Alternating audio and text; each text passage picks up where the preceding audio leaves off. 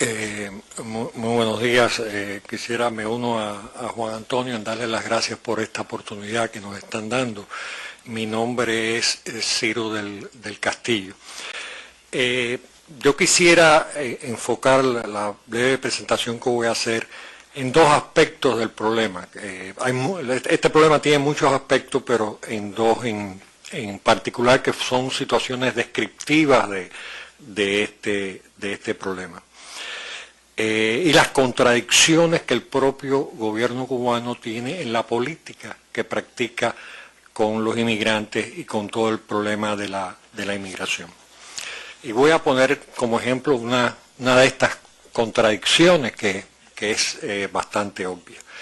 El Código Penal de Cuba, en su capítulo 11, tiene un acápite dedicado a la entrada y salida ilegal del territorio nacional, que dice textualmente: el que organice, promueva o incite la salida ilegal de personas del territorio nacional incurre en una sanción de privación de libertad de 2 a 5 años.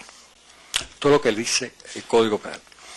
Sin embargo, y esto es uno de estos ejemplos de estas contradicciones, en agosto de 1994, producto de una situación de crítica que se dio en Cuba de salidas ilegales, el entonces presidente de Cuba, en declaraciones a la prensa, al preguntarle a la prensa sobre qué se pensaba hacer con esta situación, dijo textualmente: no estamos opuestos a nada, hasta dejar a aquellos que quieran irse. O ellos ponen las cosas en orden o nosotros dejaremos de cuidar las costas de los Estados Unidos, refiriéndose a este mismo conflicto que Juan Antonio ha mencionado. O el problema es resuelto o nosotros no impediremos la salida ni impediremos la llegada de aquellos que quieran venir. Nosotros estaremos obligados a impartir instrucciones a nuestros guardacostas de que no intercepten aquellos botes que quieran ir para los Estados Unidos y no intercepten aquellos botes que vengan a los Estados Unidos.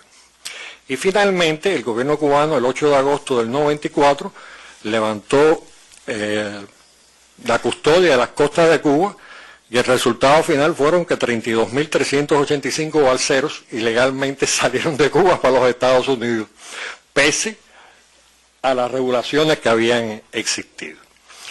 Esta situación se detuvo a raíz de un acuerdo que se firmó entre Cuba y los Estados Unidos en septiembre de ese año, donde esos refugiados cubanos, esos balseros cubanos, fueron trasladados a la base naval de Guantánamo y allí permanecieron hasta 1995.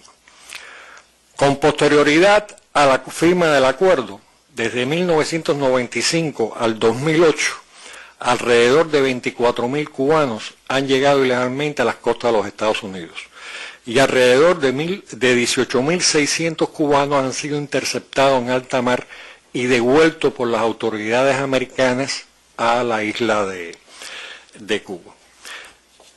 Estos 24.000 cubanos que salieron de Cuba en esta época, o sea, a partir del 95, que han logrado llegar a los Estados Unidos, no se les deja entrar en Cuba. O sea, otros cubanos que vinieron, inclusive en ese éxodo que permitió el gobierno de los 36.000, pueden regresar a Cuba. Sin embargo, los que salieron después de firmado el acuerdo con los Estados Unidos, no se les permite regresar a Cuba.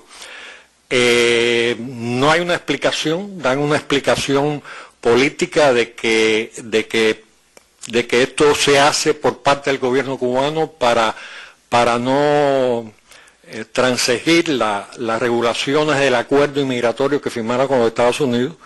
En el dossier que nosotros le hemos entregado está el acuerdo y ustedes van a ver que en ese acuerdo eso no está mencionado en ningún momento. Esta es una situación de injusticia con estos 24.000 cubanos que el propio gobierno o funcionarios del gobierno cubano reconocen. Hace poco en la revista Temas, que es una revista que se publica en Cuba, publicó el resumen de un simposio sobre la práctica de los derechos humanos. Y en ese simposio, el señor Jorge Boves Torres, un jurista que es asesor del Ministerio de Justicia, reconocía que en este caso de aquellos que salieron ilícitamente rumbo a los Estados Unidos después que se firmaron los acuerdos migratorios de 1995, a quienes no se les permita visitar a Cuba. Y entonces explica que esta decisión de política migratoria, al parecer encaminada a mostrar una posición de cumplimiento de esos acuerdos, y reconoce que resulta ser limitativa de un derecho de mayor categoría, el de poder regresar al país. O sea, el propio funcionario del gobierno cubano reconoce que se le están violando los derechos humanos a estos 24.000 cubanos.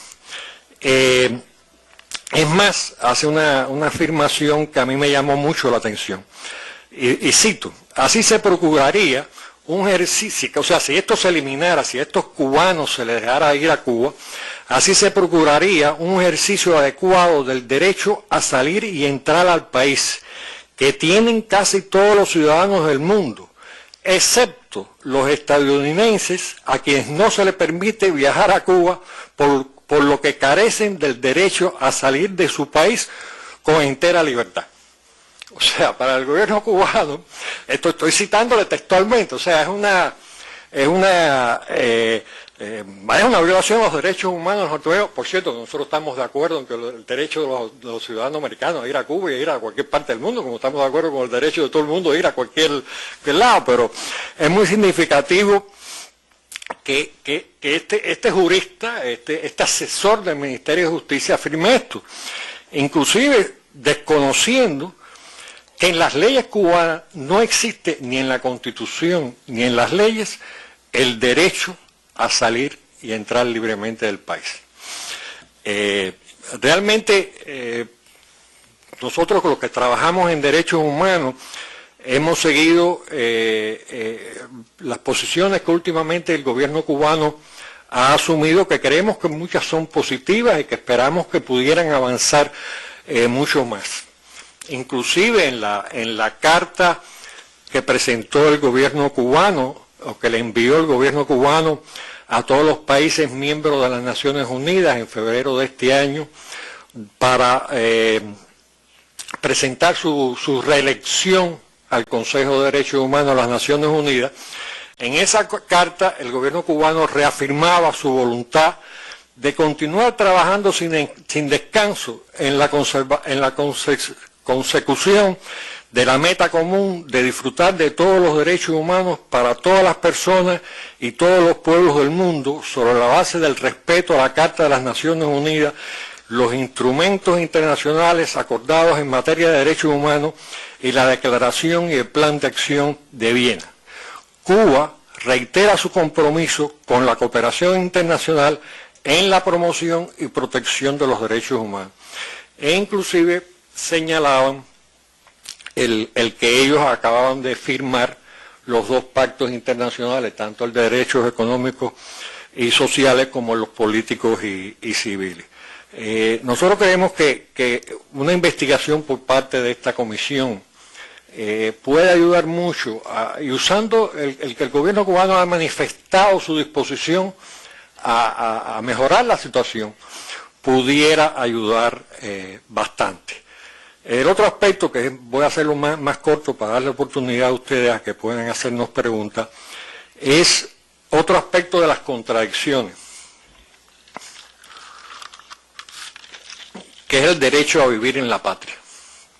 Hace muchos años tuve la oportunidad de aprender al lado de, para mí, uno de los grandes líderes de la lucha por los derechos humanos en este continente, el jurista chileno don Jaime Castillo Velasco.